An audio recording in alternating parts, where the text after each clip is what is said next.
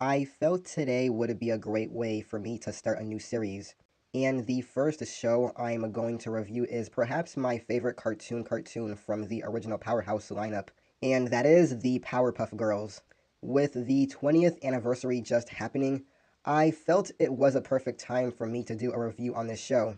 And in case anybody gets confused, I'm reviewing the original 1998 show from back in the day, and not some 2016 abomination of a reboot that will not be mentioned. Sorry for those of you kids out there who are not old enough to appreciate the original show. Now, this new series will be called Cartoon Friday Reviews. Since I've gotten a lot more requests to review a lot more cartoons that aren't just action related, I thought it'd be the perfect time to kick off this series on this day. But I'm only going to stick to Cartoon Network shows since I grew up watching a lot more Cartoon Network than other kids' shows. I don't know how consistent I'll be with this one, but we'll see.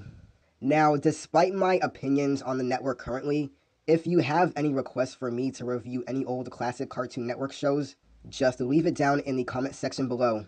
Now, before we get to the review, here's a fun fact for those of you who don't know. The Powerpuff Girls was originally called the Whoop-Ass Stew, which was supposed to be released on MTV in 1992. It was essentially a prototype episode where the professor apparently added an extra ingredient called a can of whoop-ass. The name alone reminds me of Stone Cold Steve Austin for those of you who are or used to be wrestling fans. And yes, I'm not making this up. Go search it up if you want to. In fact, I'll put a link down below. Now, the Powerpuff Girls was Cartoon Network's greatest commercial success. Not only were there hundreds of merchandising products, a movie, and video games, but the show was pretty well received critically. Not only do I think it's one of Cartoon Network's greatest series, well, except for the 2016 reboot, but I believe it's one of the greatest cartoons, period, that exceeds above every Nicktoon as well. Yes, I know, make the jokes all you want to. One of my favorite animated cartoons is a series that stars three cute little girls who have to save the day before bedtime. Despite its name, the Powerpuff Girls didn't only appeal to girls but boys as well because it had a lot of kick-ass action. As you all know, the names of the three girls are Blossom, Bubbles, and Buttercup. Yes, their names, all of which begin with the letter B. Blossom plays the role of commander and the leader. Bubbles is the joy and the laughter. And Buttercup is the toughest. You know where I'm going with this. To save the city from danger and near destruction, a man simply called the Professor created three little girls using sugar, spice, and everything nice, and then accidentally added an extra ingredient called the Chemical X. This concoction created the three little girls with superpowers, such as heat ray vision, sonic scream, and even special powers of their own. They decided to devote their lives to fighting crime and the forces of evil. While I've grown to love all of these girls, Bubbles is probably my favorite. I mean, come on, she's just so adorable, but has an edge of abrasiveness on her sleeves. I mean, what other hero has the privilege of talking to squirrels? But it's not like these three main girls are the only characters keeping this show up, as the villains are just as enjoyable. And there's too many to count. I mean, you have him, Fuzzy Lumpkin, the Rowdy Rough Boys, and of course Mojo Jojo. I can go on about all of these characters, but I'll move along. Now, the animation for the show is very basic, but the action sequences are certainly entertaining.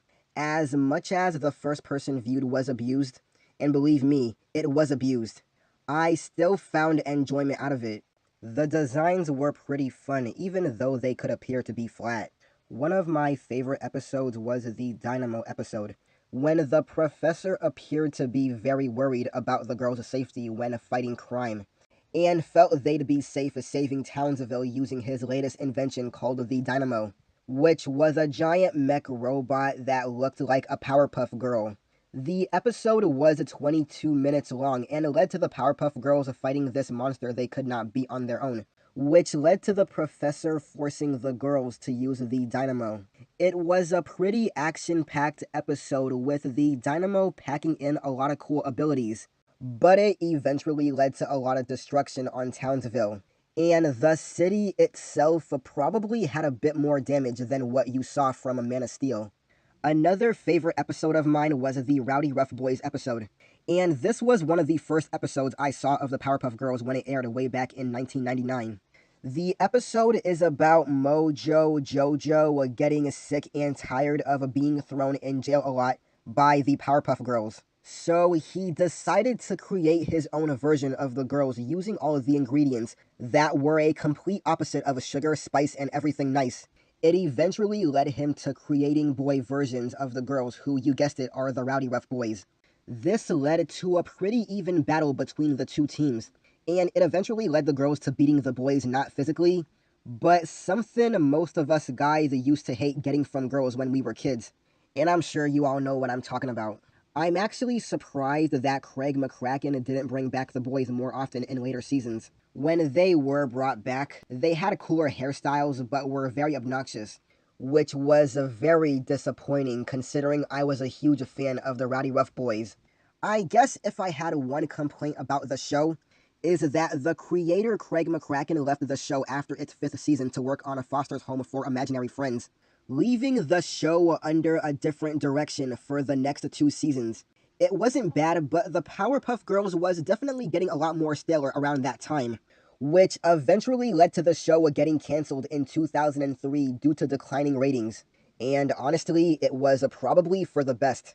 But nevertheless, the Powerpuff Girls is without a shadow of a doubt one of the greatest cartoons of all time. It had great characters, a creative plot, and maybe even a little drama here and there. If you haven't watched it, I suggest you do. It's actually on Hulu if you want to check it out. The Powerpuff Girls gets a 9.5 out of 10. This is Red Wolf signing out, and I'll see you next time. Peace.